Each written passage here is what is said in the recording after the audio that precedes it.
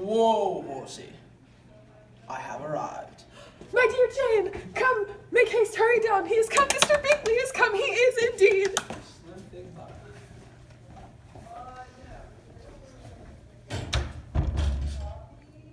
Dear Jane, you are the love of my life. I could not live on this planet without you. Will you marry me? Yes. Hurrah. What does my family think? Well, I received the congratulations from my sisters. Lizzie told me I will be a very happy woman, and I could not agree more.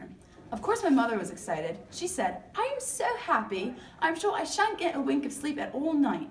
I remember as ever I saw him when he first came into Hertfordshire last year. I thought how likely it was that you should come together. Oh, it couldn't be more joyous. When I was in town last November, I really loved Jane, and nothing but a persuasion of her being indifferent would have prevented me from coming down again. You ought to know that I am not to be trifled with, but however insincere you may choose to be, you shall not find me so. My character has ever been celebrated for its sincerity and frankness, and in a cause of such a moment as this, I shall certainly not depart from it. A report of a most alarming nature reached me 2 days ago. I was told that not only your sister was on the point of being most adventurously married, but that you, Miss Elizabeth Bennet, would in all likelihood be soon afterwards united to my nephew, my own nephew, Mr. Darcy. Though I know it must be a scandalous falsehood, though I would not injure him so much as to suppose the truth of it possible. I instantly resolved on setting off for this place, that I might make my sentiments known to you. If you believed it impossible to be true, I wonder you took the trouble of coming so far. Let me be rightly understood. This match to which you have made the presumption to aspire can never take place. No, never. Mr. Darcy is engaged to my daughter. The engagement between them is of a peculiar kind. From their infancy, they have been intended for each other. It was the favorite wish of his mother, as well as of hers. While in their cradles, we planned the union. And now, at the moment when the wishes of both sisters would be accomplished in their marriage, to be prevented by a young woman of inferior birth, of no importance in this world, and wholly unallied to the family. Do you pay no regard to the wishes of his friends, to his tacit engagement with Miss de Bourgh? Are you lost to every feeling of propriety and delicacy? Have you not heard me say that from his earliest hours he was destined for his cousin? Yes, and I have heard it before. But what is that to me? There is no other objection to my marrying your nephew. I shall certainly not be kept from knowing it by that his mother and aunt wish him to marry Miss de Bourgh. You both did as much as you could in planning the marriage. Its completion depended on others. If Mr. Darcy is neither by honor nor inclination confined to his cousin, why is he not to make another choice? And if I am that choice, why may I not accept him? It is well. You refuse then to oblige me. You refuse to obey the claims of duty, honor, and gratitude. You are determined to ruin him in the opinions of all of his friends and make him the contempt of the world. I take no leave of you, Miss Bennet. I send no compliments to your mother. You deserve no such attention. I am most seriously displeased.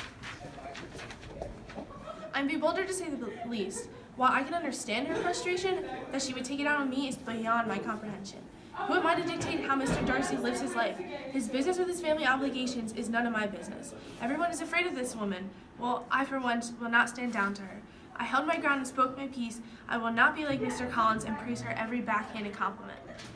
You were too generous to try to fool me. If your feelings are still what they were last April, tell me so at once. My affections and wishes are unchanged, but one word from you will silence me on this subject forever. Oh, Liz, what do I not owe you? You taught me a lesson, hard indeed at first, but most advantageous. But you, I was properly humbled. I came to you with a doubt of my reception. You showed me how insufficient were all my pretensions to please a woman worthy of being pleased.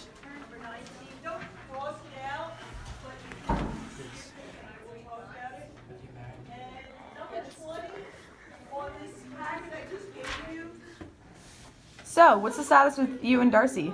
I speak nothing but the truth. He still loves me and we are engaged. So, how do you feel about the engagement between Liz and Darcy? Well, initially I was surprised as Liz gave me very little details regarding her feelings towards Mr. Darcy.